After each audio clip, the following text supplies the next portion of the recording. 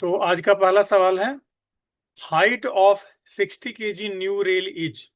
60 kg new rail की height कितनी होती है? फेमस सवाल है। तो 172 mm। दूसरा सवाल, on girder bridges maximum centre to centre distance between the two consecutive channel या H beam sleeper shall not exceed. यहां पर ध्यान दीजिएगा, maximum centre to centre distance between the two consecutive channel या एच बीम स्लीपर। ठीक है, centre to centre के बारे में बात किया गया है, तो उसका होगा 600 mm।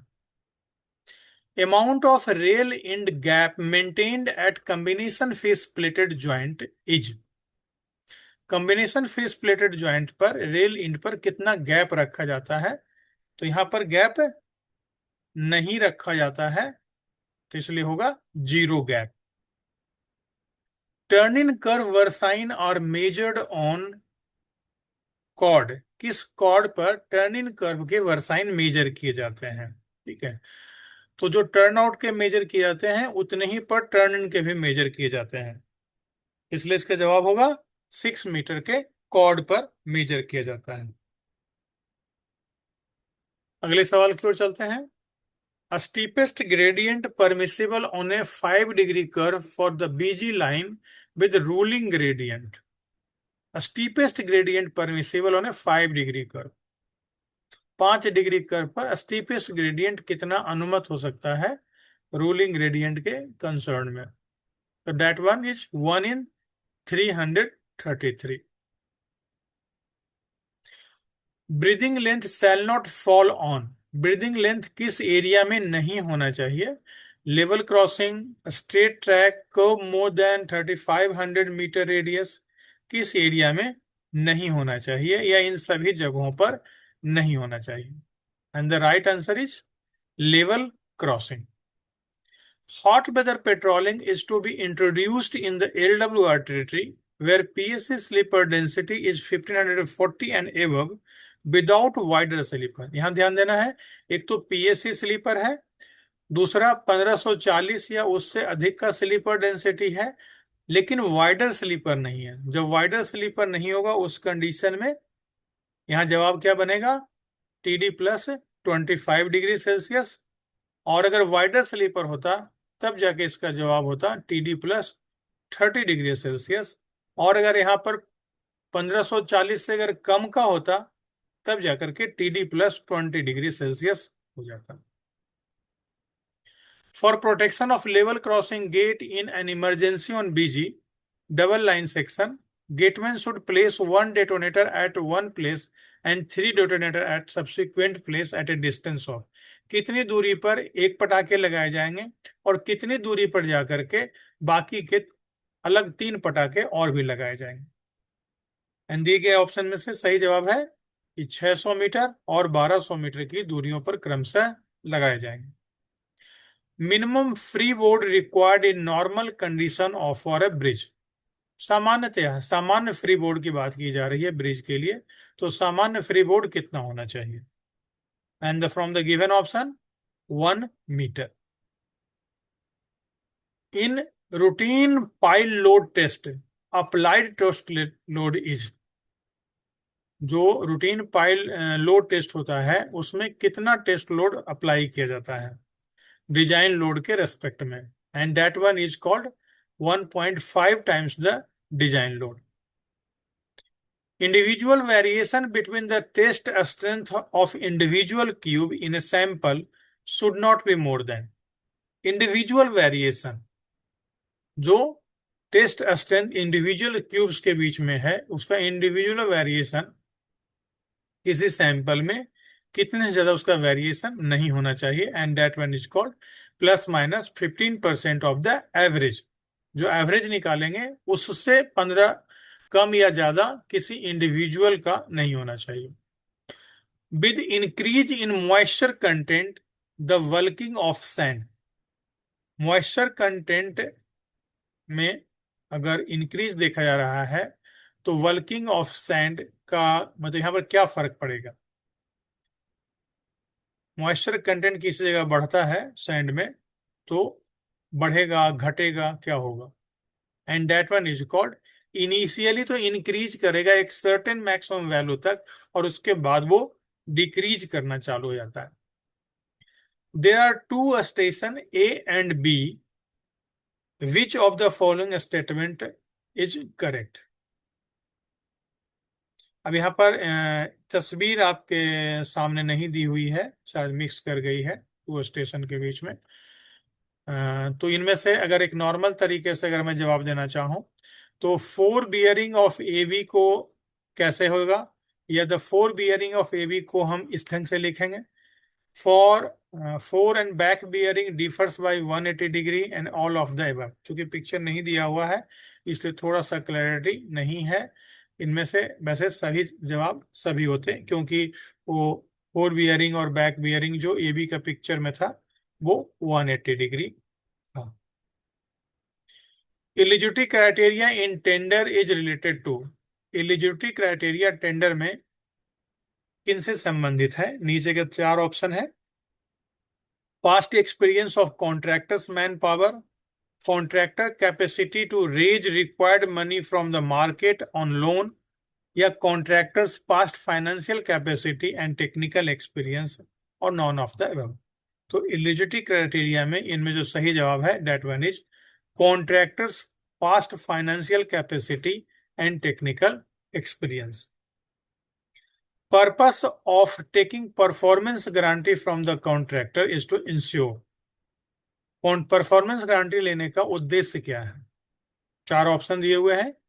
Keep the offer open till validity, sign agreement after issue of the LOA, physical complete the entire work, और maintains the work during maintenance period after physical completion. कल की क्लास में मैंने बताया था कि अगर आपको कभी याद ना रहा हो तो आप ऑप्शंस में से डिफ्रेंशिएट कर सकते हैं, और यहाँ आप देखेंगे कि ऑप्शन में से कुछ डिफ्रेंशिएट करेंगे तो यहाँ पर इसका जवाब है physical completion the entire work.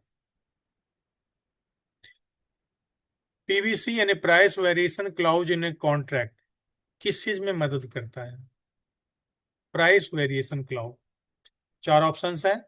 Payment due to quantity variation, payment due to time extension of the contract, payment reduction due to poor quality works, payment due to charges in prices of the item in the market. And the right answer is payment due to changes in prices. Sorry, पिछली बार charges बढ़ दिया था। Payment due to changes in prices of the items in the market. Percentage passing of sand on which sieve is deciding factor for zone classification of the sand. Percentage passing of sand on which sieve is the deciding factor for the zone classification of the sand, and that one is 600 micron. Higher workability of concrete is required if the structure is higher workability of the concrete. Workability को समझना होगा तभी जवाब दे सकते हैं। And दिए गए option में से right answer is thin and heavily reinforced. The strength of concrete increases with, concrete का स्ट्रेंथ बढ़ता है धीरे धीरे। Increase in the water cement ratio, increase in fineness of the cement, decrease in curing time, and decrease in size of the aggregate. And the best answer is increase in fineness of the cement. In need-based system of the USFD testing of the rails, rails with IMR defect should be replaced within how many days? यानी कि IMR अगर defect लगा है तो उसे कितने समय में बदल दिया जाना चाहिए? And that one is called 3 days. Approx weight of a pair of fish plate for 60 kg UIC rail, 60 kg UIC rail के लिए जो फिश प्लेट होता है T5916, उसका वेट, एक जोड़े का वेट कितना होता है? And that one is 57.70 kg. Cross slope of the formation is to have good drainage of the ballast section. Cross slope हमें फॉर्मेशन का कितना रखा जाता है गुड ड्रेनेज के लिए, एंड दैट वन इज 1/30। पहले 1/40 हुआ करता था, बाद में उसे कन्वर्ट करके न्यू कंस्ट्रक्शन में 1/30 कर दिया गया है। फॉर फैंसेप्ट 1/12 layout having 60 kg rails, drawing number RT4219, length of switch RT4219 में स्विच की लंबाई कितनी होती है? थोड़ी बड़ी होती है, and that one is called 10125 mm। ठीक है, 10,125 mm। On a BG track having curve of radius 360 metre, ध्यानपूर्वक देखेंगे। On a BG track having curve of radius 360 metre, the required equilibrium cant for 60 kg speed will be. क्या होगा? मैं थोड़ी देर के लिए स्टॉप कर रहा हूं, आप कैलकुलेट करें इसे। उम्मीद करता हूं आपने कर लिया होगा। इसका जवाब होगा 13.8 centimetre. Deep screening using BCM followed by TTM and DGS shall be done at the speed restriction of। अगर डीप स्क्रीनिंग करना है साथ साथ में बीसीएम जो कर रहे हैं उसके पीछे टीटीएम और डीजीएस दोनों अगर लगा हुआ हो तो स्पीड रिस्ट्रिक्शन हम शुरू में कितना रखते हैं, and that one is called 40 kmph। Number of GFN liners required per kilometre for laying a new BG track with 13 meter long rails on concrete sleeper laid with M+7 density. 13 metre लंबी rail है, आपको M+7 की density दी गई है, number of GFN liner आपको calculate करना है और 1 किलोमीटर में आपको बताना है। जीएफएन लाइनर की बात की गई। M+7, एम यहाँ 13 है, 7 मतलब ऐड कर देंगे, यानी कि एक रेल में 20 स्लीपर लगेंगे और 20 में 4 से मल्टीप्लाई कर दीजिए तो 80 जीएफएन लाइनर लगेंगे। ये हो गया आपको 13 मीटर में। तो इसी प्रकार 1 किलोमीटर में कितना होगा?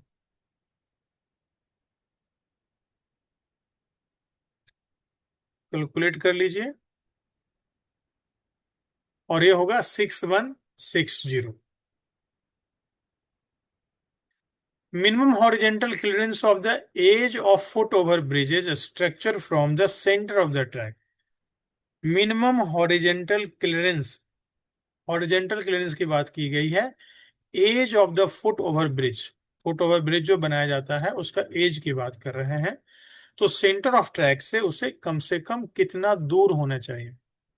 पढ़ा होगा, light weight, heavy weight, SOD से संबंधित है, and that one is called 5330 millimetre. Maximum tilt specified during sinking of well foundation. Maximum tilt, well foundation में सिंकिंग के दौरान मैक्सिमम टिल्ट कितना स्पेसिफाइड है, and that is called 1/100। In a single span, simply supported beam, the positive moment reinforcement that should not be curtailed and continued into the support along the same side is single span, simply supported beam है, positive moment reinforcement है जिसको कि cartel नहीं किया जाना चाहिए और continue रहेगा along the support same side में ही। तो क्या जवाब आपका आएगा? And that one will be the at least 1/3। Sand requiring a high water cement ratio belongs to, उस सैंड में जिसमें कि वाटर सीमेंट रेशियो ज्यादा लगता है उस सैंड को किस जोन में रखा जाता है, and that one is called zone 4। Unit mass of a steel, steel का यूनिट मास कितना होता है? स्टील का यूनिट मास रहता है 7850 kg per cubic meter. For a given discharge, the efficiency of sedimentation tank can be increased by efficiency of sedimentation tank can be increased by चार option दिए हुए हैं and it will be increase the surface area of the tank. कैसे बढ़ा सकते हैं? Surface area tank का बढ़ा करके बढ़ाया जा सकता है efficiency of sedimentation. Dumpy level is the most suitable. Dumpy level किस परिस्थिति में सबसे बेहतरीन काम करता है? The instrument is to be shifted frequently, fly levelling is being done over long distance, या many readings are to be taken from the single setting of the instrument, या ऑल ऑफ द अबव. और यहाँ many readings are to be taken from a single setting of the instrument. ऐसी परिस्थितियां होने पर dumpy level most suitable instrument के तौर पर इस्तेमाल किया जाता है. Rates for extra item in the contract found necessary during execution are determined. Rates for extra item in the contract, अगर उसको जरूरी है एग्जीक्यूशन तो कैसे डिटरमाइन किया जाता है? And that is negotiation with the contractor. Super elevation on curve track is given to counter. Super elevation curve track में क्यों दिया जाता है? किसको काउंटर करने के लिए, किसके विरोध में दिया जाता है? सभी को पता होगा आप लोग को. सुपर सेंट्रीफ्यूगल फोर्स को मेंटेन बैलेंस करने के लिए दिया जाता है. जब भी कोई व्हीकल्स किसी गोलाई पर चलती है तो सेंट्रीफ्यूगल फोर्स एक बाहर की तरफ लगता है, जिसको बैलेंस करने के लिए सुपर एलिवेशन प्रोवाइड किया जाता है. नाइट फुटप्रिंट इंस्पेक्शन किस समय अंतराल के बीच में किया जाता है? नाइट हो रही है तो नाइट के ही बात करेंगे. तो जनरली आधी रात के बाद किया जाता है, यानी आधी रात से सुबह 4 बजे के बीच में, ये यानी option C. On detection of IMR defect while USFD testing of rail, immediate action taken to. अगर हमको IMR डिफेक्ट मालूम होगा तो मुझे क्या करना होगा? सबसे पहले हम 30 kmph का स्पीड रिस्ट्रिक्शन लगा दें, या स्टॉप डेड और प्रोसीड का लगा दें, या सस्पेंड कर दें ट्रैफिक को और रेल बदली जाएगी उसके बाद, या मेट के द्वारा ही डिसाइड होगा कि स्पीड रिस्ट्रिक्शन लगाना है कि नहीं लगाना. तो ये USFD की जवाबदारी होती है कि सबसे पहले वो 30 kmph का स्पीड रिस्ट्रिक्शन लगा दें. For a longitudinal reinforcement bar of more than 12 mm dia in a column, the minimum cover shall neither be less than the diameter of bar, not less than. एक longitudinal reinforcement बार है जिसका dia 12 से ज्यादा 12 mm से ज्यादा है.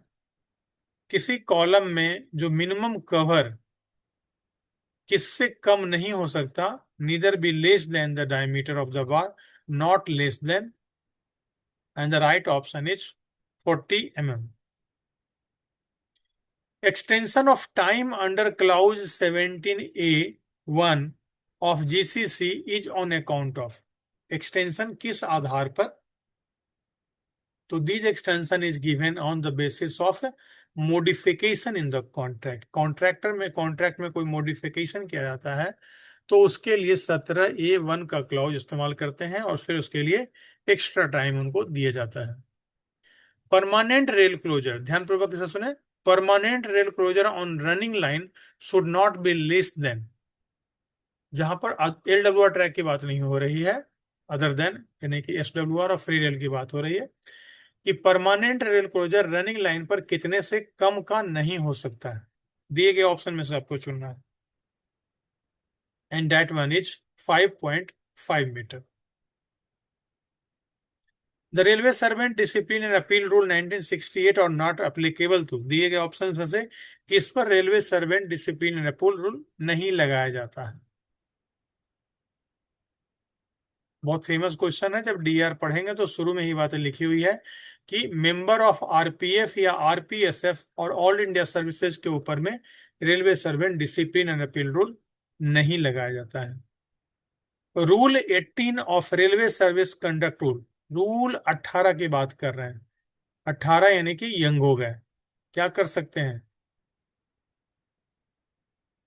इस चीज के बारे में बात करता है। And that one is called submission of annual immovable property return, क्योंकि यहां से आप प्रॉपर्टी आपके नाम खरीद सकते हैं, इसलिए यहां पर एनुअल इमूवेबल प्रॉपर्टी रिटर्न इसके लिए सुटेबल ऑप्शन है। Paternity leave admissible to a railway servant on each occasion for the first two surviving children, यानी दो बड़े जीवित बच्चों के लिए पैटर्निटी लीव कितना मिलता है, and that one is called 15 days। The statement of estimated receipt and expenditure on capital and revenue is called, capital और रेवेन्यू के ऊपर में जो एस्टिमेटेड रेसिप्ट और एक्सपेंडिचर का जो स्टेटमेंट बनता है, that is known as financial statement. In which system of tendering inquiries are to be issued only to the firms who are warned on the approved list of the contractor या suppliers for the particular item। यानी नीचे दिए गए option में से tending system में से कौन सा वो सिस्टम है जिसमें जिससे कि अप्रूव्ड लिस्ट ऑफ कॉन्ट्रैक्टर से ही कराया जाता है, and that is called limited tender. जब हम लिमिटेड टेंडर कॉल करते हैं तो अप्रूव्ड लिस्ट में से ही उनको बुलाया जाता है। Second review of rail budget conducted in February is called, फरवरी में जब सेकेंड रेल बजट का सेकेंड रिव्यू किया जाता है तो उसे किस नाम से हम जानते हैं, and that is known as final modification. What is the age relaxation for the direct recruitment for the SC और एसटी कैंडिडेट, रिक्रूटमेंट में एससी एससी कैंडिडेट को डायरेक्ट रिक्रूटमेंट में कितने साल की छूट दी जाती है, and that is 5 years। What is the minimum service for transfer on administrative ground, administrative ground पर ट्रांसफर करने के लिए मिनिमम समय सीमा क्या है, तो ऐसा कोई भी रूल दिया हुआ नहीं है, इसलिए यहां पर कोई भी मिनिमम लिमिट नहीं है। If both husband and wife are in a railway service, now which is correct regarding their passes, उनके पासेस के संबंध में, दोनों हस्बैंड वाइफ रेलवे सर्वेंट है, दोनों को पास इशू किया जाएगा उनके इंटाइटलमेंट के हिसाब से, और दोनों ही एक दूसरे के पास में एडेड किए जाएंगे, या सिर्फ हस्बैंड का पास इशू किया जाएगा और वाइफ को उसमें इंक्लूड किया जाएगा एज डिपेंडेंट फैमिली मेंबर, या आइदर हस्बैंड को या वाइफ को दोनों में से किसी एक को इशू किया जा सकता है, या दोनों में से किसी को भी इशू किया जा सकता है जो भी higher classes of pass avail करता हो, या नन ऑफ दिस। तो इसमें सही उत्तर है both will be issued passes as per their entitlement and both will included in each other passage। Within which period after childbirth paternity leave can be granted, तो अगले 6 महीने के अंदर में पैटर्निटी लीव इसमें से ग्रांट हो जाती है, अगर नहीं लिया तो वो लैप्स हो जाती है। What would be appropriate disciplinary authority when a staff working under the administrative control of senior DN and misconduct pertains to operation rule on or safety rules, तो डिसिप्लिनरी अथॉरिटी कौन होगा, स्टाफ किसके अंदर काम कर रहा है, सीनियर डीएन के अंदर में, तो सीनियर डीएन ही उसका डिसिप्लिनरी अथॉरिटी होगा, भले वो कुछ और ऑपरेशन करने में गलती क्यों ना किया हो। Penalty of compulsory retirement removal और dismissal from the railway service should be imposed only by, ये कौन कर सकता है, नौकरी से निकालना, रिमूव करना या डिसमिस करना या कंपलसरी, तो जो अपॉइंटिंग अथॉरिटी होती है वही ये कर सकती है, उसके नीचे की अथॉरिटी कोई इस प्रकार के पेनाल्टी को जारी नहीं कर सकती। In any case ADRM is the disciplinary authority who will be action as appellate authority,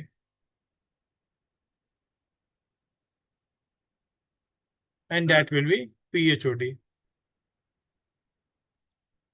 Which one of the penalties cannot be imposed on a retired railway servant?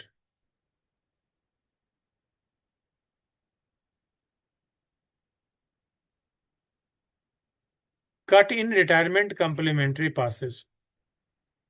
ये हो ही नहीं सकता। पेंशन में कटौती राष्ट्रपति या ऊपर में डीसीआरजी में बाकी चीजों हो सकती है। कंप्लीमेंट्री पासेज में कटौती रेलवे सर्वेंट की नहीं की जाती है। और आज के लिए आपका आखिरी सवाल है, depreciated value of laptop tablet provided to the gazetted officer for personal use at the end of 4 years।